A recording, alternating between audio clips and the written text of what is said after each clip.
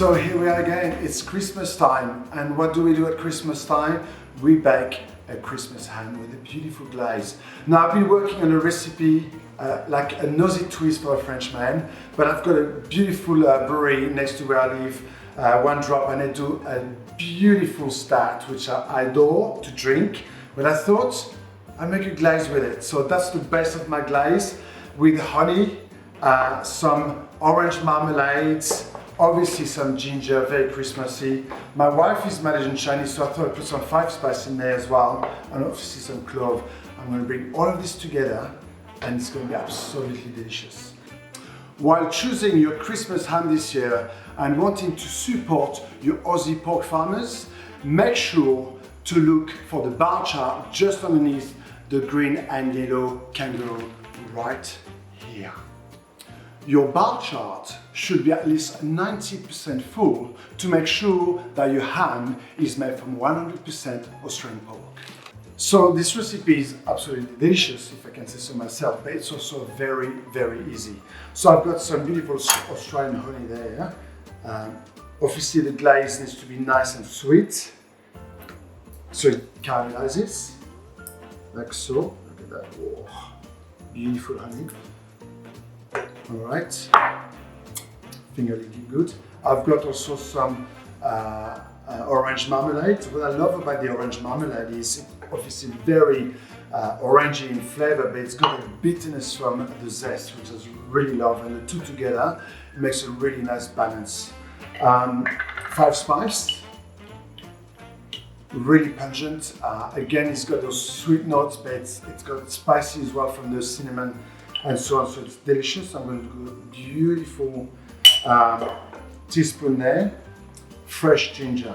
So I've got a little grinder here. I put about 90 grams. Ginger, it doesn't matter. The orange and ginger goes very, very well together. Very Christmassy, as you may know.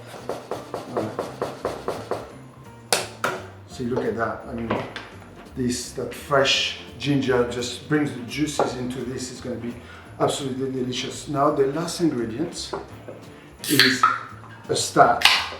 So all you have to do is pour it in. And the next step is I'm going to put this on the stove on a high heat, bring it to boil. Then when it starts boiling, I'm going to reduce the heat and then cook it down until a beautiful jammy consistency. All right, it's oh, nice slap here. It's time to prep the ham. We could do some fancy stuff with the bone here, but I'm not. I'm just going to cook straight like so. So what I need to do here is basically take the skin off with leaving the fat on top of the ham. Very important. The fat is where the flavor is. That's what my wife says anyway. All right, just put it here and see, I just have to pull it slightly, and with your knife, just make sure you keep the fat on top of the ham. It's very easy, uncomplicated, but a very important part of the recipe. And along with your knife, you can cut the little stubborn pieces that don't want to come up with. All right. And with that, you can make a handbag, a wallet, or whatever you want. All right, so here we go. And as you may know, the scoring of the fat is the next step. The reason why is as you score the fat, you've got more part of the fat melting together, and the crispy bits gonna happen on top of that. So about maybe 2 or 3 centimeters apart, you start with the line. Don't go too deep, so if you've got a sharp knife, just don't put too much pressure on it, like this. So just turn it a quarter, and you do the same. So you've got beautiful diamonds happening like so. See what I mean? Beautiful diamond here. All right, just like so, see? Beautiful design. And traditionally, again, we've got cloves. Cloves are really, really strong, so make sure that before you cut your ham, just pull them out. So what I'm doing here is I'm basically starting the ham every little cross that I find and push them in like this. Now my glaze is still cooking behind me. Ooh, it's actually... Not that I want to spend my whole time stirring this, but because of the beer, when it boils, it may just boil over, so you've got to be careful. But I also want it to reduce quite quickly because I don't want to be here all day. But I wish you could be here to smell it, because I can smell all the ingredients that it's in there, but also a wine perfume at the same time, and the darkness of it. That's what I love the most. I think it's nice, shiny, dark, stout. I'm gonna try a bit. Don't burn your lips. Don't do it at home.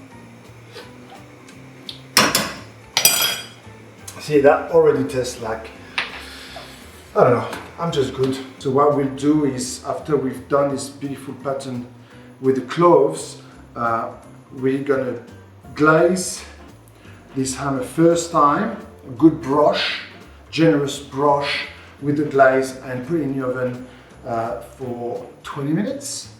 And do that again 20 minutes later, and do that about 4 or 5 times. So about an hour and 20, like so. Every 20 minutes you glaze it. And the last 30 to 40 minutes, I'm going to crank the oven up at 200 degrees with the last brush of glaze generously poured in, and we're going to get a beautiful caramelization. See, what I've loved here is you've got the skin that's going to crisp, but you've got the beautiful gelatin that's popping out here, plus the glaze. All of those three elements together is going to make an amazing ham for Christmas, I promise you. All right, so look at this. My glaze is ready, jammy, dark from this beautiful stout. And I think this is what's most important. If you get a glaze that's already dark, by the time you pour it or brush it on your ham and goes in the oven, you really get that beautiful dark caramelization, which is gorgeous. Let me try it though. Wow, if this is not Christmas. So let's go for our first glaze. Look at this. Woo. Oh yeah, baby. I think you've got to be generous, and that's why we need to reduce it quite thick so it stays on the fat, doesn't run out, or run off, sorry, I should say. So you've got to make sure that you give it a good layer on top, and what's going to happen is it's going to start melting with the fat, and it's going to go all around and on the sides, and it's pretty much. Be generous with the first lot, put it in the oven for 20 minutes, and we glaze it again. So I've preheated the oven at 160. I'm going to slam this beautiful ham in the oven for 20 minutes and then glaze it again.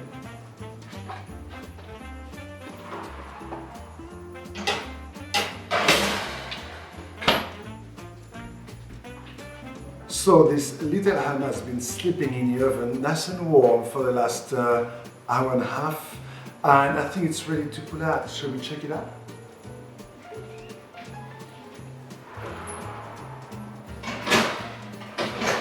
Oh yeah, and by the way, it looks good, but it smells delicious. Crispy, caramelized.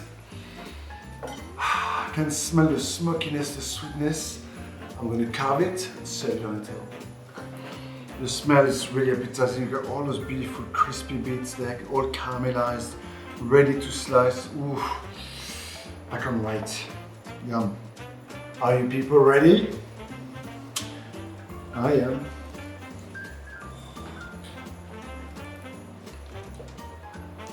Look at this, nice and moist. Oh, yum. This is it. It's Christmas. It's beautiful. And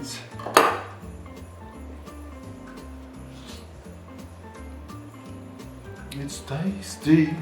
Oh, you've got to try this recipe. It's absolutely delicious.